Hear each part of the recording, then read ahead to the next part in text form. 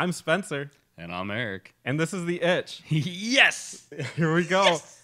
Yes! We got a pretty big one today. We're going to nail down what our top 5 games are. Not just RPGs, but games that we think are just the top 5. And I don't want to necessarily say all time, because I think that's a tough one to call it. I've been approaching this since you brought it up, that this will be the list that everyone uses for their top 5. There'll be no other opinions besides my own. So this list I'm making I'm speaking for the people. It was made by the people, and I am of the people. That's a bold statement, but I think it's fair. I think it's great. I don't want to say it's necessarily of all time for everybody, but it's what means the most to us. And if anything, it really helps to explain some of our choices on things going forward. You kind of see what our opinions are. I think nostalgia is going to be a big factor in it too. Yeah. Where we were when we played these, what stages. So do you want to go like, I'll say my number 5, you say your number 5, and then we'll go 4, 4, 3, Yeah, 3, it'll 2. make it really exciting, get people jazzed up. Slowly builds. Jazz hands. Let's not do that again. Yeah. We'll edit that post-production. Oh, man, I just remembered something hilarious from last night. He was out. He doesn't really know what happened.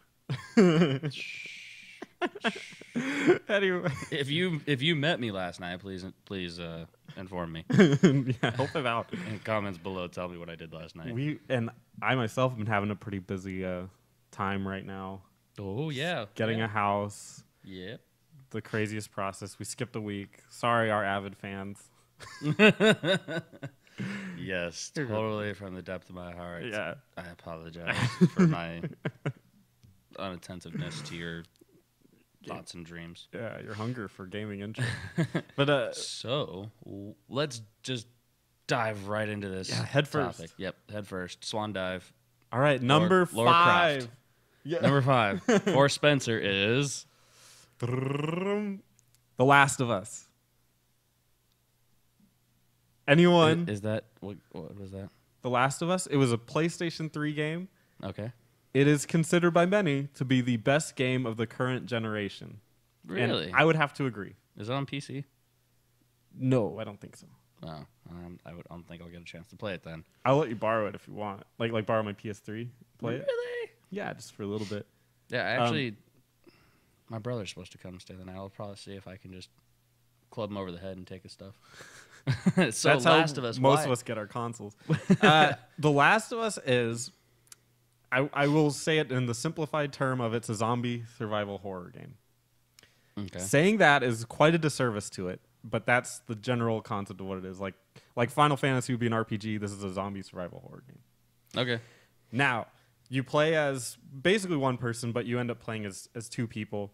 And they venture from one side of the country to the other because they think that the girl has a cure inside of her. Like, she is the cure. Oh, okay. So it's your job to take her from one destination to the other. I loved that it is very violent, but not in a way that's like, yay, violence. Because I don't like gore. I'm going to put that out there. Maybe I'm the only person in my generation, but I do not like gore. I think blood and guts is blood and guts. I think it's really gross. And I feel really bad for anybody that I see that. And this game did not glorify violence at all.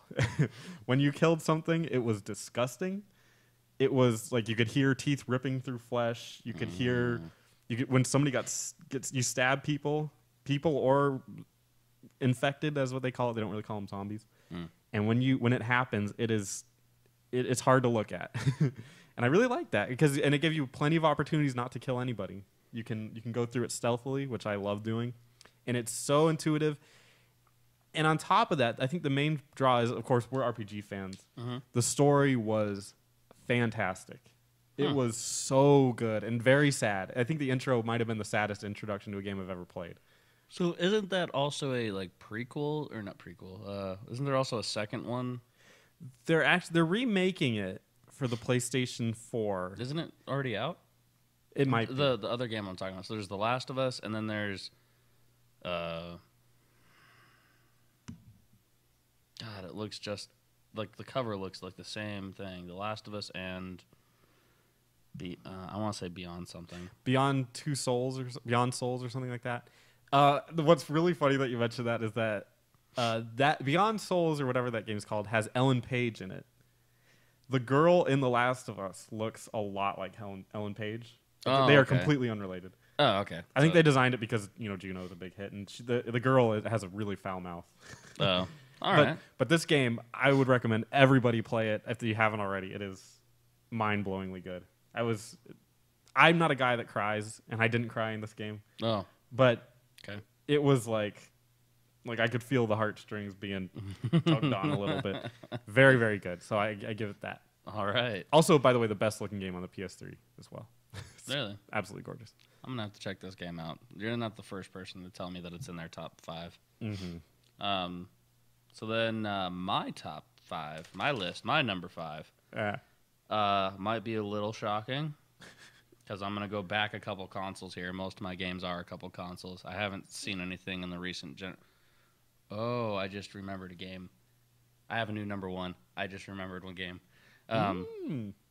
So that actually boots out this game. So I'm going to go to my next one. Legends of Dragoon is my number 5.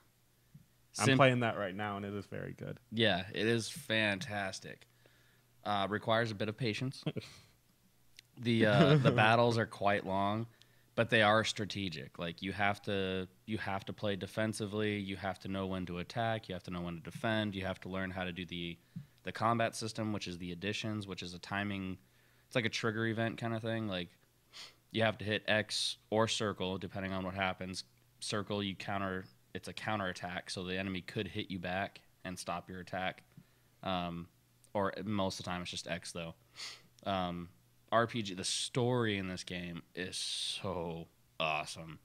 The whole concept, the fact that like I don't want to spoil anything, but I mean it's been pretty. Can I spoil it? It's been pretty long since the game came out. I think the spoilers are over for a game that's been out three. PS1 would be. So PS2, PS3. Yeah, we're on PS4. PS4, I guess now. So three console generations. One of the main characters that you start off with, that you meet, he dies like very early in the game, Lavitz, and it sucks because he's like a badass. Like he's a soldier and he's like Mr. Military and he's kicking ass and he's breaking into this prison all by himself and he's whooping ass. Yeah. And then he dies, and then his king decides to serve in our little group in his place. And I was like, oh, okay. And you brought up a very good point that I never thought about. We trade the military soldier, the badass, for this other guy who his main attack is Rose Storm. It was just complete opposite side of the spectrum there. Like I was not prepared for that. But the game itself, the story, the different species, the races, the Dragon War, the Gigantos, the Winglies, the humans, the Dragoons. What are those things called? The Visage or Visage? Something like that. Yeah, the demons or whatever you want to call them. Total is the story. It had a plot twist in there that I was just like, oh, okay. I had no idea the story was going to go this way. I'm completely interested now. It's like on disc. I want to say like 2 or 3. It might be 3. On like disc 3, something happens and you're just like, whoa, okay. Like, did not know that the story was going to go this direction. But loved the game. The characters were great. You really cared about them. Like the beginning of the thing, it just seems like a love story. Like Red Power Ranger wants to save the White Power Ranger. And White Power Ranger being a chick, and she's the moon child, and the moon is like this holy thing to them. Turns out the moon's like evil, and then there's like this black beast. The Black Power Ranger is trying to kill the White Ranger, and then on that, it does have a '90s rocker undertone to it. I never thought of it that way. Yeah, but you're right. It was like kind of. I don't want to say Power Rangers, but it's like if they were wearing Power Ranger suits, it would actually make sense. Yeah, it would. Yeah, they're all. I mean, they're all different dragons or dragoons, so they all have a different dragon they possess their powers from, and they're all different colors.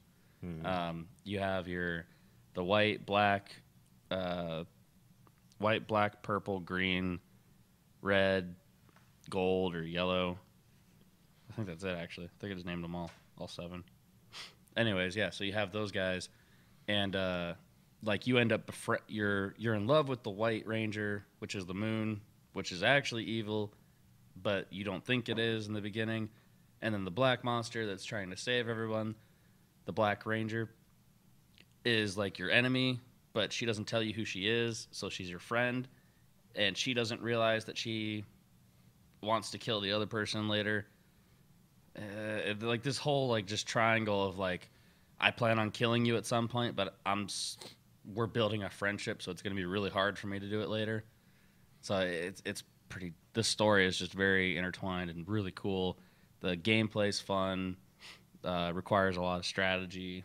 You have to carry the right amount of items with you into certain fights and stuff, and you can find like the kind of like Final Fantasy VII. You can find those like epic armor sets and stuff, like your best weapon stuff. There's a bunch of things like that you can do. Yeah. Number 5, Legends of Dragoon. It is a good game. So you're number 4. Ooh, my number 4. Maybe a controversial decision. I don't think so. It's a great game. It's the PS3 era, made by Konami. It's a game called Metal Gear Solid 3. I love this game, and I love the series. The story is absolutely absurd, and I don't quite understand all of it. I don't think anyone does. I don't think Hideo Kojima does. He's the creator. The guy that wrote it, yeah. Right, but this game is so good. It looks good today. Yeah, it does, yeah. The art style that they used mixed with the power of it. It's a little bit brown, but hey, all games of that generation kind of were. It is so intuitive. You go out there and you're in the jungle and you're just there to survive. Well, I mean, obviously you have a story and everything, but you're out there and you get poisoned by the local flora or fauna, and you have to solve it yourself. You collect bandages and splints to fix your broken bones. You have to eat to keep your stamina up and all that kind of stuff, which I didn't think I would like because I'm not a shooter kind of guy. I'm not like a military dude at all, obviously. I'm wearing a Pikmin shirt. But, I didn't even notice that. Oh, that's another game. Nah, it wouldn't be in my top 5. Wouldn't be on my top 5, but it's a fantastic game. Yeah. But yeah, it's such a good game. The story is really, really good. It's not my style of story, but I appreciate it so much. The ending, how I said the first game, the ending was really, the beginning was really sad. In this game, the ending is really, really sad, but really, really good. Art is fantastic. The gameplay is cool. The story's fantastic. I already said that. And you get to see Solid Snake's predecessor and how he became the big villain that he is. Semi-villain. It's really, really complicated. And it also has one of my favorite video game characters of all time, which is a young Revolver Ocelot spinning his revolvers around. And there's a scene, it's probably one of my favorites, where there's a bunch of bees swarming around him. And all he's doing is, all he's doing is spinning his revolvers and chopping the bees up, like so they don't get in his face. Wow. He's just like, and it looks amazing. It's a game that I think everyone has to check out. At least play a little bit of it just to understand. And the stealth gameplay is superb, if not really, really hard. Awesome. So that's my number 4. What's your number 4, Eric? My number 4 is heavy nostalgia. Star Ocean: A Second Story. That game, picked it up on the PS1. They remade it on, I think, the PSP. But the gameplay is so much fun. I'd never played like that. There were secret characters. There was a world to explore. There was all this stuff going on. I really, really enjoyed that game to the point where I would grind out level after level after level, just trying to max out my character. It's not that I couldn't beat the game. I just wanted to max my character out. They had professions in there. You could craft things. It was the first time I ever experienced a crafting inside a game that actually did something. Like you leveled up your cooking skills and stuff, and it made food, and like it was just awesome nostalgia for me. Yeah. What about you? What was your number 3? Number 3. Do they usually have that on these things? Yeah, they're like number 3. I almost Oh said yeah, 4. you always do your numbers weird, huh? Oh yeah. You told me that. I was looking like, what the hell are you doing? My number 3 is a very interesting game called Earthbound. Oh yeah, we've talked about that quite a bit. I actually have a couple Earthbound shirts. I didn't wear it. Probably should have. But Earthbound is it goes beyond gaming, which I think is something that games are still striving to do to this day. It's really the journey. It's not the end result that you're looking for. You come across, you play a game like that, and it is so weird. And I think you even said you were a little bit skeptical because it's a comedy game. Yeah. Which it's so hard to nail this game down. Anybody that's played it, because it's certainly funny. Mm-hmm. It has some funny-esque moments, but it is probably one of the most deep experiences a game can get in terms of narrative, in a weird way. I mean, just the weird stuff that you have in there, like police that are obsessed with barricades, so you can't get through to the next next place. Yeah.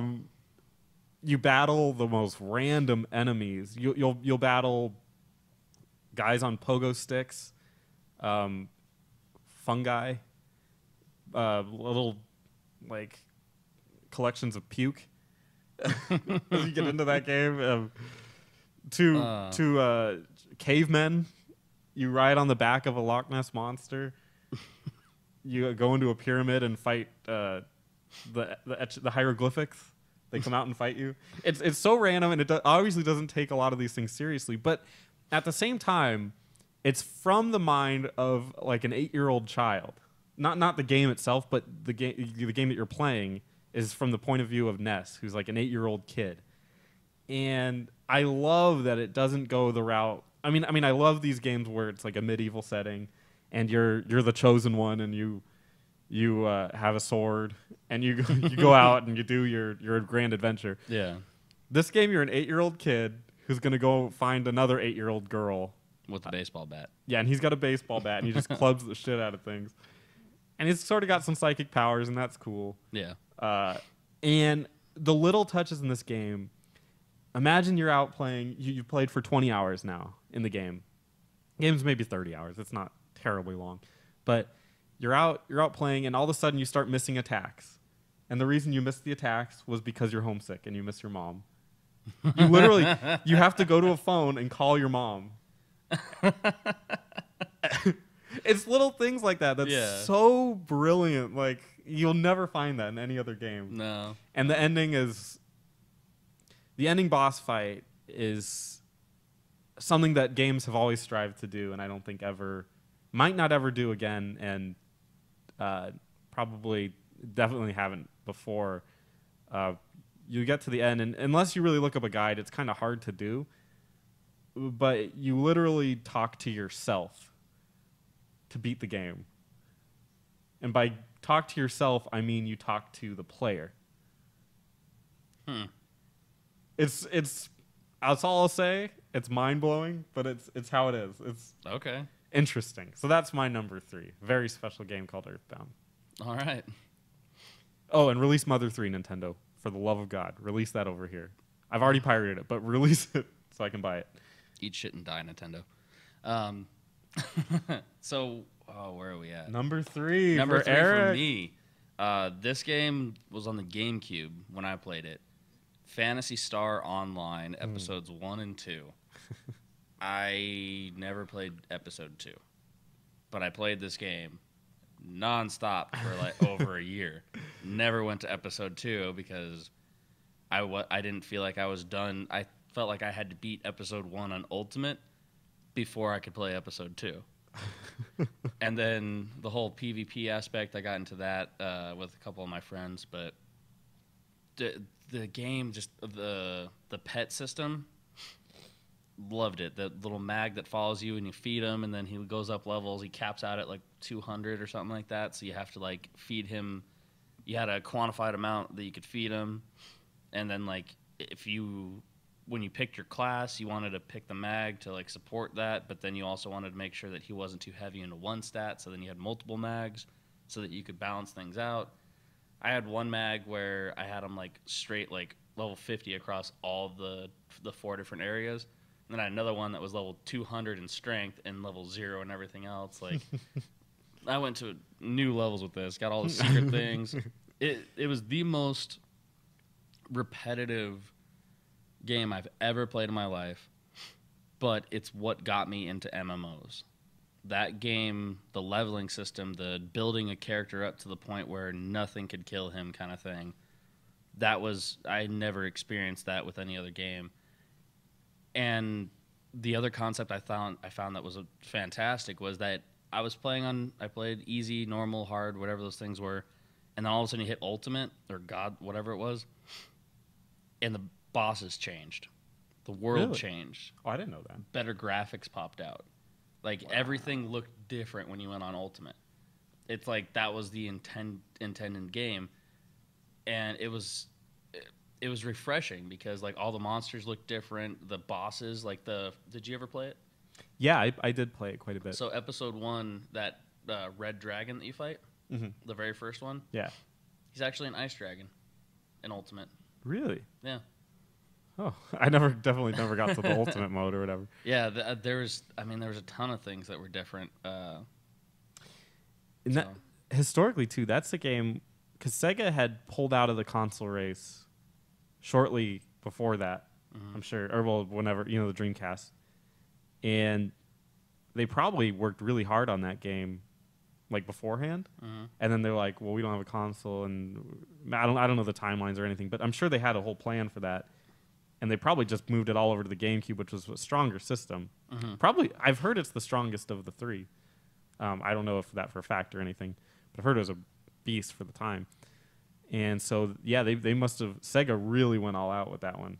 And they probably haven't really put that much effort into a game since. No, but yeah, my number 3, Phantasy Star Online, just that game was awesome. And what about the relevance of it being online, like one of the only online games for the GameCube? Well, you had to buy an expansion port to go online, and I really wanted it, so I went online, and it was interesting because you could group up with people, and I think there was different maps or something if you grouped up. And there was actually there was some storyline, there was quests and stuff. I never did them. Oh. I think I followed people who did them, but I didn't do them. So it was my first like party grouping thing, but it was all the stuff that you did by yourself, so it wasn't like anything new. It was just cool because it was with friends. Gotcha. So and then you could also trade items and stuff, and there was a bunch of hack things, like you get like a level 255 mag or something like that. But if you fed him anything, he dropped a level 1 or something. Oh, that's like Missing Number from Pokemon. Yes, yeah. Oh. You level him up and he freaks out. Yeah, there's some pretty cool things about that game. That it was just, honestly, if someone else goes back to it right now, it won't be as good. And the Phantasy Star universe and Phantasy Star, they're coming out with another one. I don't remember what it was. I think it's released in Japan right now. That one, the new one that they're releasing in Japan for the, I think, PS Vita, looks pretty badass. It looks reminiscent of the Phantasy Star Online for the GameCube, but the Phantasy Star universe that came out for the PS2, Oh, I think. did it ever? Well, I knew it came out for the 360. It was like almost a launch game. Yeah. I think I'm pretty sure it was on PS2 as well. Horrible. Like the whole concept of it was like they tried to turn it into an RPG. Instead of making your own character and customizing them and doing what you want, they kind of forced it on you. And I'm like, that's not why I played this game. And they tried to pump story into it, like really heavy story. And I thought it was pretty junky. So Phantasy Star Universe, no. Phantasy Star Online, smash things, kill things, upgrade your items, upgrade your level. And that was the other thing, too. You never stopped leveling. Really? No cap? I don't think I ever hit the cap. I wouldn't be able to tell you if there was a cap or not, but to the point where like Ultimate starts at like level 80. Like once you hit level 80, you can go to Ultimate, or level 60 or something like that. You can go to Ultimate. One of those two. But I remember, I think I was like level 87, and I completed the entire game on Ultimate. But it was a struggle at level 87. Like, it was the biggest thing. And then that's when I experienced the corrupted GameCube cards that just freaked out randomly. Gotcha. Lost all my data. And you can't copy or transfer that stuff. No. They wouldn't let you copy or transfer it because it was online, it was restricted. Because you went online with it, they wouldn't let you copy or transfer data or anything. So yeah, it was That's pretty shitty when I lost all that. I was like, all right, I'm done. I think if that would have happened like a lone tier, that whole lone tier thing, just like run down my cheek, and I just imagine need if some you quiet time. Lost your LOL account, all of your everything, characters and all of it gone, pretty pissed off, and you can't get it back. And no one believes you that you had every character with every skin. It's just nope. You didn't have shit. Start from level 1. Yeah, I'd be pretty pissed off. Yeah. Or World of Warcraft, your character gets deleted. Never get him back. We've seen videos of that on the YouTube. So what was your number 2? My number 2, and my 1 and 2, I feel bad because they're kind of going to be cop-outs. But, and you'll see why. My number 2 is Chrono Cross. Okay. Chrono Cross is a sequel, quote-unquote, to another game that might be set on the Super Nintendo. But Chrono Cross came out for the PlayStation. It is an RPG with the most unique battle system that kind of went off into other games, but not really. Other games that kind of took it was Xenosaga. Took a similar approach to combat, but not the same thing. But Chrono Cross is by far is my favorite RPG combat system. If anybody's listening that can make that kind of thing, make a game like that. Because you felt like you were fighting for reals, but it was also completely turn-based. There was no actual action or anything. Are you saying that your number 1 is Chrono Trigger? Is that what you're saying? Yeah. Okay. But yeah, Chrono Cross took place after Chrono Trigger. No, okay. he ruined it. But I'm sorry. I thought that's what you were. Yeah. Okay. And I'll talk about Chrono Trigger in a little bit. But Chrono Cross took place after Chrono Trigger, in a much smaller world, in like an archipelago, where it's a lot of water, and then little settlements, and you almost have no connection really to the story of Chrono Trigger, except little tidbits that kind of came in. And because Chrono Trigger was about time, Chrono Cross is about alternate dimensions. There's 2 different dimensions. One where you're you, and one where you died at the age of 8 by a panther. Panther. Of all things. Panther killed you. But it's hard to pin down what's great about the game. Its story is very mystical, and you never quite feel like you know what's going on. And graphically, it follows that PS1 tradition that Legend of Dragoon has, which I absolutely love. I really wish Sony specifically would make games, not necessarily Sony, but Square Enix, should make games like this again, where it was handcrafted, hand-drawn maps where you walk across. Yeah. And it looks like you're walking across a painting. And it is so gorgeous. Yeah. So beautiful. Any graphics you throw at me today, they don't hold that value that a hand-painted like world that I can walk across does. Yeah. It's a different feel. It's something beyond it. Where a 3D sprite running through a 3D world, it just doesn't have it. Yeah. I really miss those PS1 RPGs that do this. It's just absolutely gorgeous, and they get into some weird art styles in this game, where you're like walking upside down. Legend of Dragoon did that a little bit too. But where you're walking upside down, and there's different ways that it goes. Has another one of my favorite characters, Harl, who's a harlequin, and she is just delightful. I will say what I think is wrong with this, why it's not my favorite game. is that there are way too many characters. Oh, okay. There might be 40 playable characters in this game. Whoa. And when you get into that many characters, soon you're like, oh, I got a new character. Great. Not going to use them ever. So that was kind of a bummer. It kind of bewilders me that they added so many. Some people like it, but there's just not enough development for these characters. One of them is like an alien from outer space. And he's like not... Like, he looks like a goofy alien. And oddly enough, he plays a semi-important role in the story, which is kind of weird. But Okay. the other disappointing part of it is that it ends... I don't think they were given enough time to finish the game. And at the end, they're like, here's a wall of text about what the end is.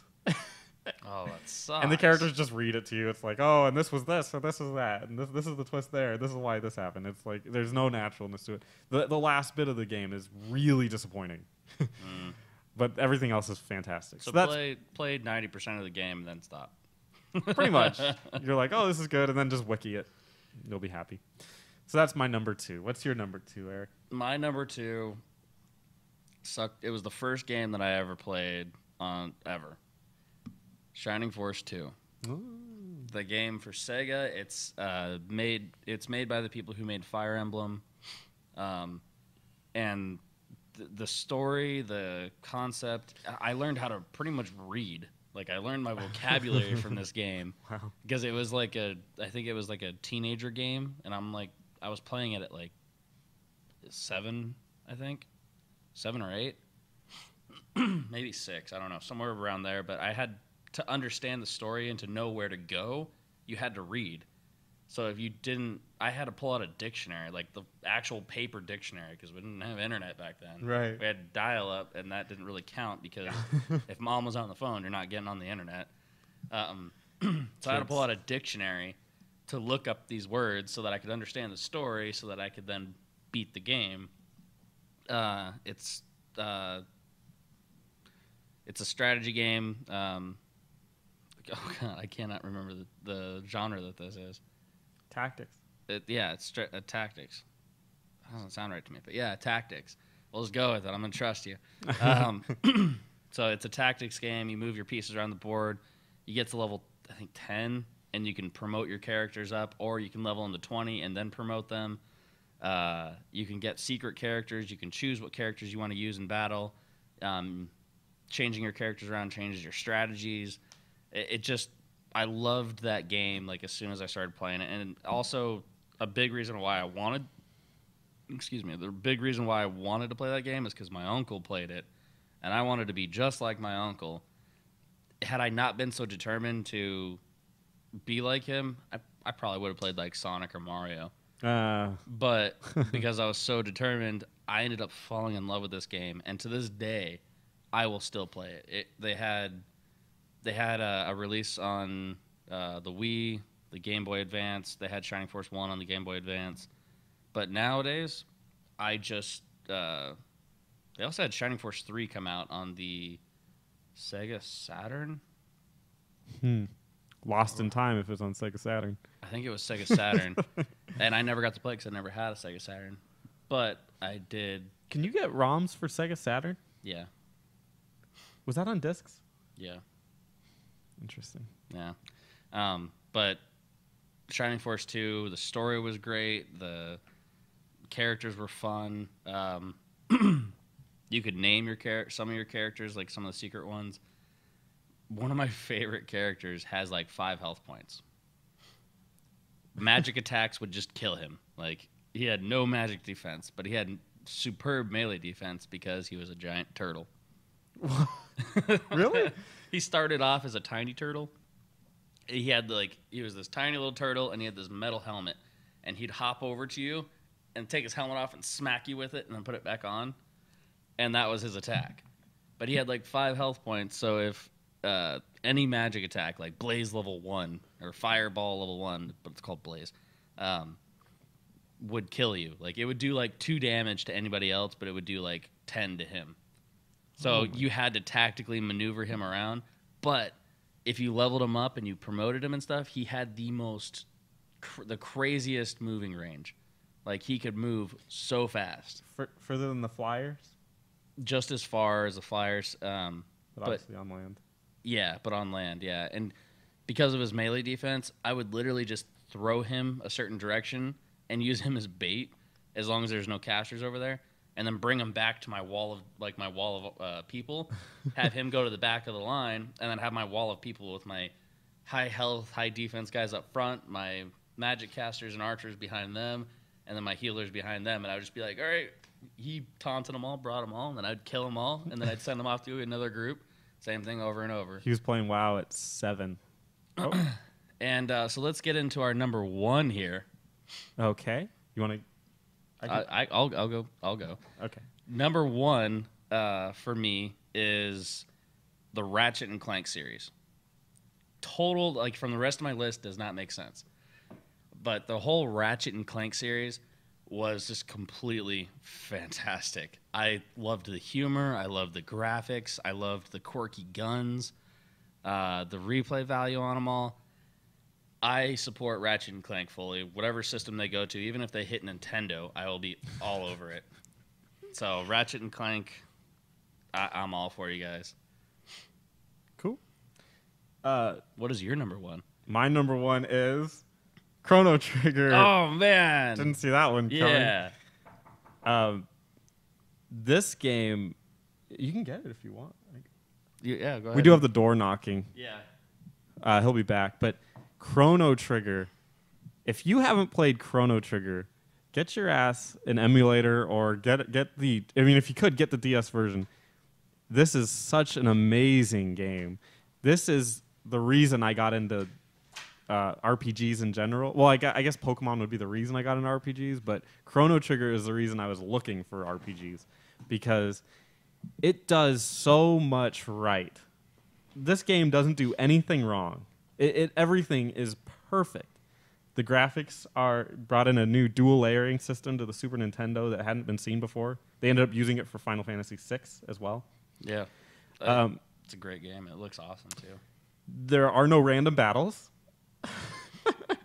That's true. I didn't even notice that. There's never a battle where you're like, I didn't know this was coming because the enemies are right there. Well, no, there are some random aspects to it. Like I kicked a can one day and these things jumped out of the sewers and attacked me. Like that was pretty. I was like, what? So then I learned that whole. I mean, I'm not surprised anymore because it's like we should be quiet. And I'm like running down this sewer and I'm like, oh hey, I wonder if there's anything in this trash. And it's like, kick the can. I'm like, no, it's noise. And then they pop out and attack me. Yeah, how brilliant is that? There's no random battles. The battles take place on the field that you're in. Did you notice that? You don't. There's no. Oh yeah. You don't phase out into a battle screen. You're there. It just like zooms in, kind of thing. It like cuts out the edges and just brings it a little closer. Yep. The relativity to everything is just it. Mm-hmm. So if you have a group of enemies that are together, you can hit a multi-attack. Yeah. If they're by themselves, you don't have you just hit them with single attacks. There's so much strategy that goes into that game. Yeah, that's actually why I've been enjoying it a lot. The whole multi-strike and like the time, what is that thing called? The time meter? ATB, active time battle or something like that. Yeah. The meter that fills up. Yeah, if you let like multiple characters fill up, all of them can use an attack. Mm-hmm. Like, it's pretty cool. Yeah, there's double attacks, multiple attacks. I'm surprised that hasn't gotten into games more. Yeah. I'm really shocked. Obviously, the graphics. The story is so fun and really gets deep. When you get to... why am I suddenly forgetting the name of it? There's a floating city that's just a blast to look at. And just the architecture is just gorgeous. So many good characters. There's only 7 playable characters, thank God, instead of Chrono Cross that went the other route. Yeah. And they're all incredibly memorable. Obviously your Chrono. Mm-hmm. All the art is by Akira Toriyama, who did Dragon Ball Z, of course. Yeah, you can definitely see it. Yeah, you can tell. There's not Chrono Trigger. Marl, who's a princess. Mm-hmm. Luca, who's an inventor. Yep. Those are my 3 mains, by the way. There's Frog, who's like your classic knight. Yeah, then he's a frog. He's a frog, right? Yeah. There's Robo, your Who's robot. Robot, yeah. And then there's Ayla. I don't know if you've gotten to her No, yet. I haven't gotten to her She's yet. in the prehistoric times. And She's a cave woman? she's a cave woman with a cattail. With the They had a weird perspective on what cave women were. Apparently, they needed something protruding from their lower regions. On the other side, right? Yeah, To make it not weird. I guess. Make it weird. And there's actually one more playable character after that quite honestly could be the best RPG character ever created. And he's actually a villain for a lot of it. But he goes by the name of Magus. Oh, yeah. And he fights with a sickle and he floats. So, like death? He's basically death. Ah. But he's just a badass human being. Yeah, And like there's a lot of like worshiping of him. I've seen a lot of altars and things for worshiping him. Yeah. From like the goblins and ogres and orcs and stuff are worshiping him. That game is so alive. They paid so much attention to detail. It's Square and Enix coming together to make a game because why not? Yeah. And like, I don't want to dwell on it too much, but in the very beginning, you know that fair that's going on? Mm-hmm. You can go to the bottom part of the map, and if you go to the bridge, it actually has people on that bridge coming to the fair. Like, the attention to detail of everything in that game is mind-boggling. It's something to behold. The ending, I thought, was traditional Japanese RPG ending, which is you go to a cosmic realm and fight a weird boss. I can't stand that kind of stuff. But either way, it is Tentacle porn. Yeah, yeah, pretty much. But it is a fantastic game. Anybody should play it if they're into RPGs, and it's a representation of what RPGs could and should be. Awesome. I think we should talk about honorable mentions, things that didn't really make the list. Sure. Really briefly throw them out there. You got any honorable mentions? Beyond the Beyond RPG on PS1. It got bashed for being a typical RPG, but that's what I want. I want a typical RPG. Sometimes, yeah. The story was, I mean, it albeit predictable, but it was still good. Like, it was still an enjoyable story to read. A story doesn't have to be crazy and offer different things. And new. Look at Dragon Quest. Look at how many movies we watch that are all the same thing over and over, but we still watch them because we want the experience again. You got it. Same thing with games. So that's why I don't have any problems with repeat games that use the same story but different characters and different places and all that kind of stuff. I'd have to say another one for me would be Crash Bandicoot 2. The Crash series in general was a lot of fun. It was just good. It was just goofy. It was made by Naughty Dog. Just a lot of fun. Who went on to later do The Last of Us. Yeah. Fantastic. Bring full circle here. Let me see. Any other games that pop into my head? Crash Bandicoot is one of the few. It is the only RPG or is the only non-RPG from the PS1 era that I have on my PlayStation 3. Really? I downloaded that game because it is so good. Yeah. It's so much a lot of fun. Yeah. Even like Crash Team Racing, I find that more entertaining than Mario Kart. And it's not just because I hate Nintendo. Shots fired. It's not just because I hate Nintendo. I actually think it's a better game. I'm a little sad that they haven't really done too much with it, with that series. But then I'd say like Spyro. I remember Spyro. 1, 2, like Ripto's Rage was like one of my favorites. Pikmin. We talked about that earlier. That's good. Dang, like my honorable mentions for me, like narrowing it down to 5 games were just kind of like what did I spend most of my time playing, and what I would still pick up today and play, and all these other games I would still play them. I just wouldn't be the first ones I think of to grab. Vandal Hearts for the PS1 was a really awesome game. It was another tactics game. Tactics Ogre was another tactics game. Lots of fun for the PS1 and Game Boy That was Advance. also Intelligent Systems, right? The company that made the Atlas. But the was the developer them too? Wasn't that one also Fire Emblem people? No, No? I'm pretty sure it wasn't. Oh, okay. Yeah, I'm pretty sure it wasn't. Actually, now that you mention it, that one was more Final Fantasy Tactics than the Fire Emblems and Shining Force style. Okay, that makes sense. Pokemon would have to be on my honorable mention list. Throw it in there. Red, right? Red and blue. Yeah, red and blue. Yellow was a lot of fun for me. I didn't really. I thought I wanted a game just like the TV show, but I really didn't. The whole time I'm like, just become a Raichu, you stupid piece of shit. Yep. God, I mean that's Fighting Force. Fighting Force. I have not heard of that. Really? What is that? Did Is you this a ever Sega play game? like Tekken 3 and you had the side? It's a side scroller. It was this random game, and it's the only one of its kind on my list of things that I actually enjoy, of games I enjoyed. But it was a side scroller, punch 'em up, arcade style game. And you could just pick up random weapons off the ground and beat people up with them. Like you would throw someone into a lamp pole, and then you'd pick up the lamp pole that just broke, and you'd hit them with it.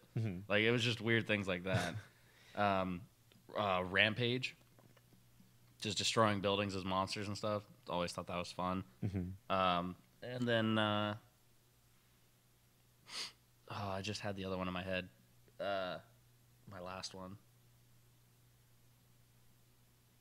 I have a very big honorable mention list. No, Just I mean realized that. there are games on the outside that there's tons of good games. I mean, Yeah. well, there's a game that you didn't mention that which it's a game that I'm going to mention, and it's another game that I'm also going to mention that's in that same category. It's hard to necessarily say that it's our favorite game. Gauntlet Legends was the last one I was going to say. Oh, I played the hell out of that game. Yeah.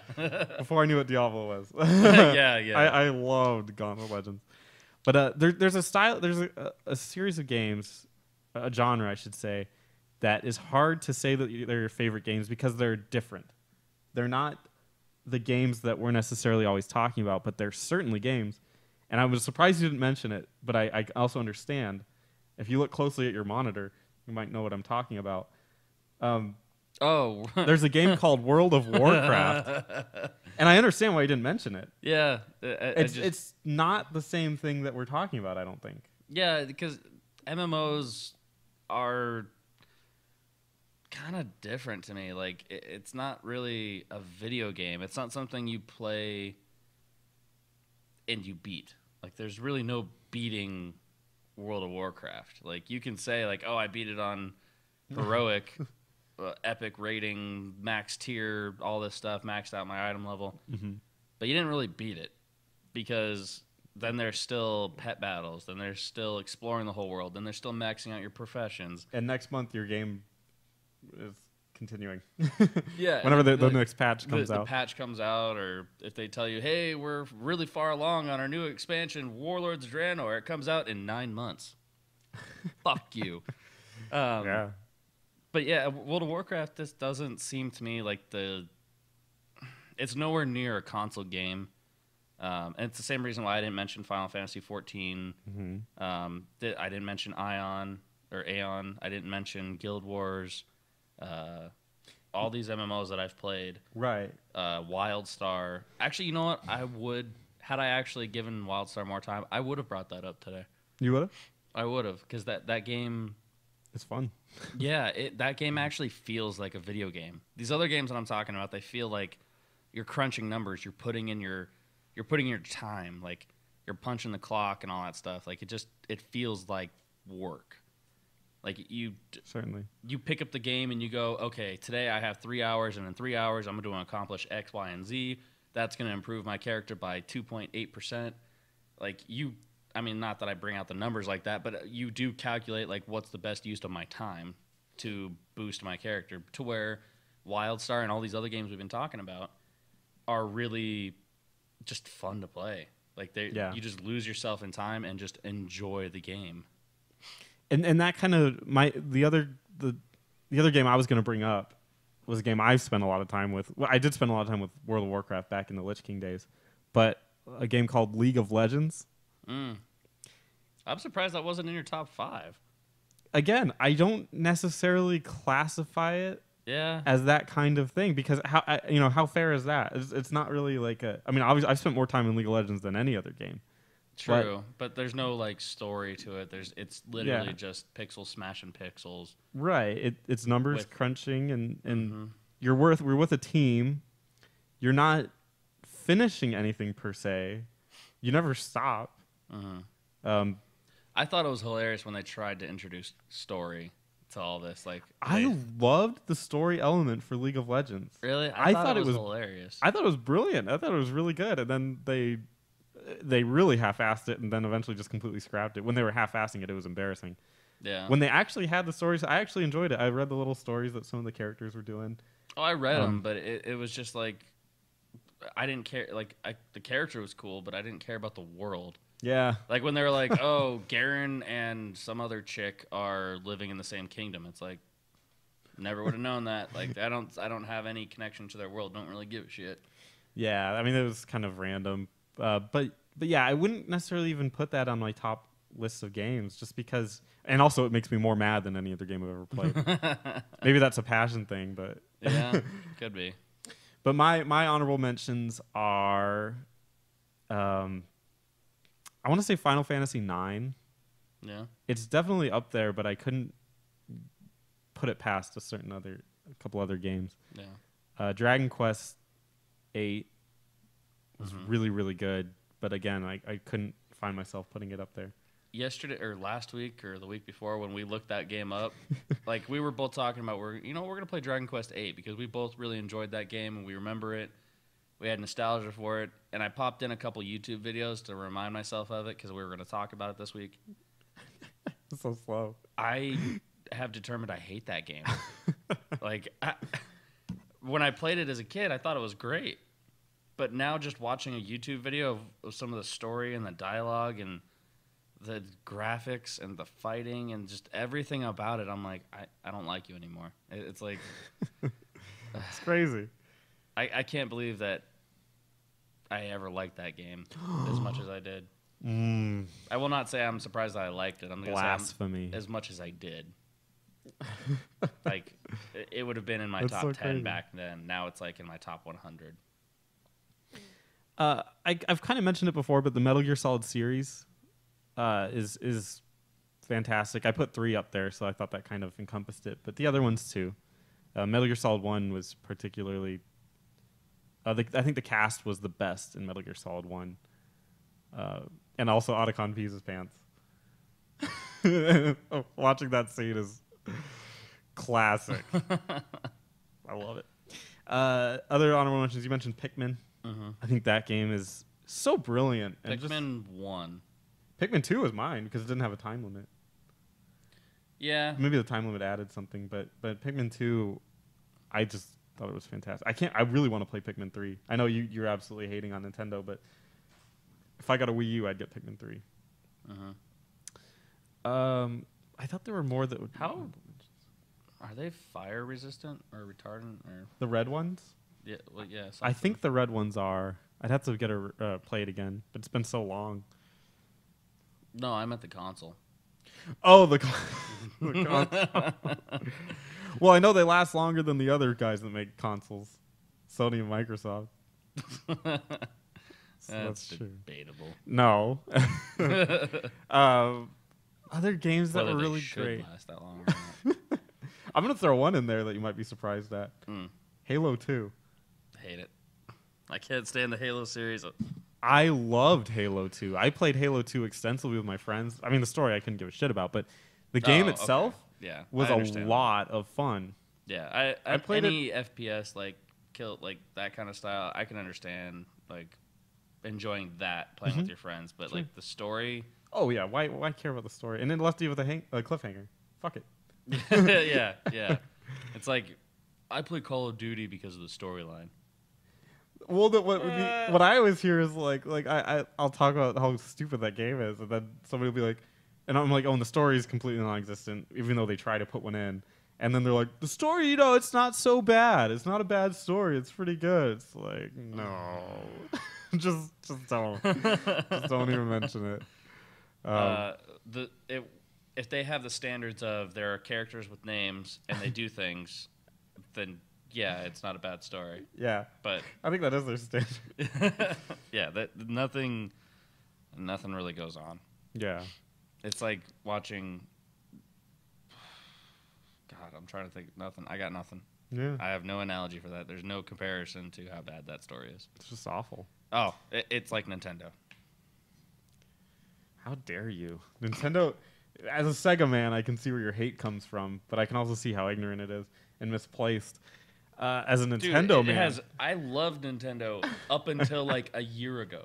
Really? Yeah, all the hate I have for them now is because of things they've done within the last year, and we can go into a whole episode of that some other time. And that was going to be my last honorable mention. Was a game I don't think you even played. It's Super Smash Brothers.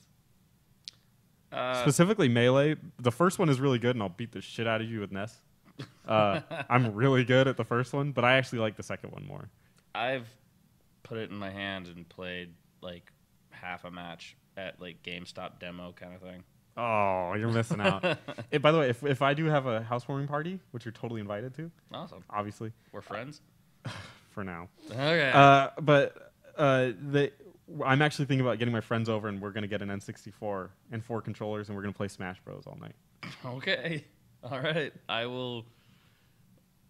You got to play. Oh yeah, I'll play. Because it's a console before The Wii. The Wii and Wii U. Actually, I like the Wii. The Wii U is what I don't killed like me. the Wii. Oh, and the Zeldas, by the way. A Link to the Past. Those are honorable mentions. Yeah. So anyway, that'll be it. But yeah, Zelda obviously, but everyone knows about Zelda. So guys. So that's it. I think our itch was conveniently. Sufficiently. That's even a much better word. Conveniently. We'll Conveniently and sufficiently scratched. Yeah, absolutely. I think I'm feeling good. No more itching right now. Join us next time when we're going to get into the gaming news.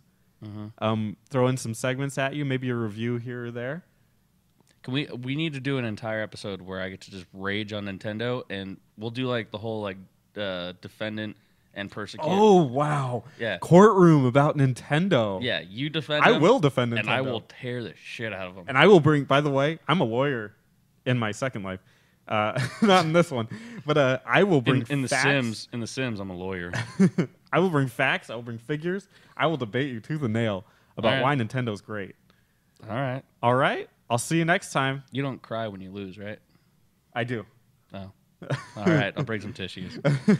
See you next time on The Itch. Have a good one.